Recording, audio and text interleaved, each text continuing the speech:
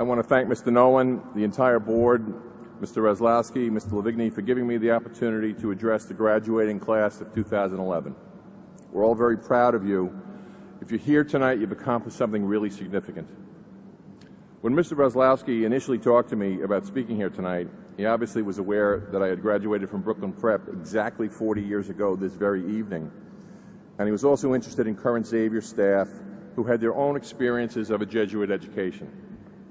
But I couldn't help thinking, the Xavier faculty is packed with experienced educators. Many have had the benefit of a Jesuit education at the high school, college, graduate school level. Mr. Block and Mr. Sidlowski also graduated in 1971 from Xavier, which most people find hard to believe because of their youthful appearance. I'm not even the only Brooklyn Prep grad that's currently at Xavier. So when I tell you that I'm humbled by being here, I'm really very serious. There is one unique aspect to my 40th anniversary that may have particular relevance to you young men tonight, and it's this. Midway through my time in Brooklyn Prep, on a regular school day, our headmaster, Father Jack Alexander, announced that Brooklyn Prep would be closing. We would graduate on schedule in '71, but a whole series of things would be put into motion, and the school would close by June of 1972. My classmates and I ended up with two entirely different high school experiences. The old Brooklyn Prep before that announcement, and the Brooklyn Prep that from that day forward was actually dying. Closing is not a strong enough word to describe the process over the next 2 years. It definitely wasn't all bad, and Jack Alexander did everything he possibly could to make it positive. But it was noticeably different, and we all knew where it was headed. These days, alums don't blame anyone, for prep closing. That's not the point. There was just a perfect storm of trends at the time that were outside anyone's control. But those experiences 40 years ago, the first 2 years and a distinctly different second 2 years, just gives me a real appreciation of Xavier today, what you have accomplished, and what we need to do to keep Xavier strong. My greatest hope for you right now, tonight, is that you fully understand what you've accomplished. When your family and teachers and friends congratulate you tonight and then in the next few days, I hope you can accept that praise as truly meaningful every time you hear it. And understand where you've been. You're about to graduate from a school that is entirely authentic, and that's somewhat rare these days. Xavier is the real thing. Your diploma did not come easily. It's something of real value, which I promise will serve you for the rest of your life. We didn't understand much of that on the evening that we graduated in 1971. I have to admit we were pretty cynical, at least partly due to prep closing, but it was also just the prevailing tone of the late 60s and early 70s.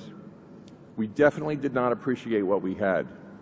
But somehow, without our awareness, prep had planted all the seeds that we now refer to as the profile of the graduate at graduation.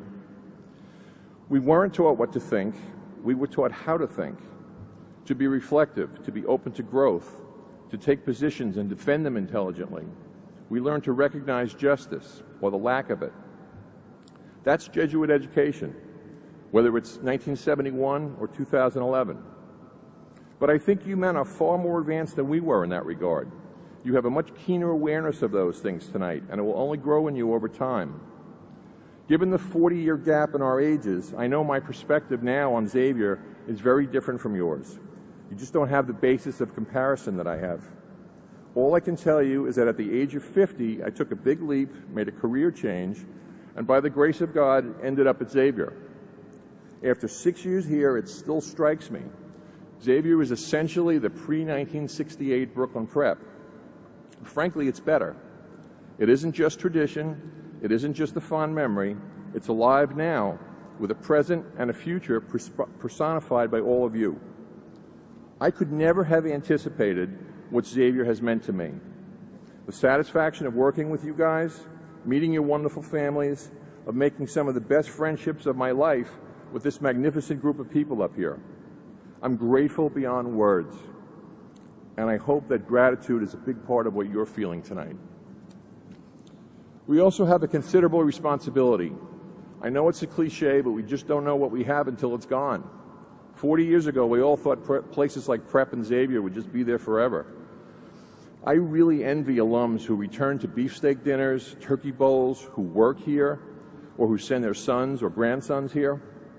Keeping Xavier alive and strong is a responsibility for all of us. And as of tonight, you're as much a part of that future as anyone. In closing, I'll just share some great advice I saw in the Xavier Parish Bulletin recently. It was from a spiritual advisor to Dr. Martin Luther King, a Southern Baptist, not a Jesuit. Don't ask yourself what the world needs. Ask yourself what makes you come alive, and go do that. Because what the world needs is people who have come alive.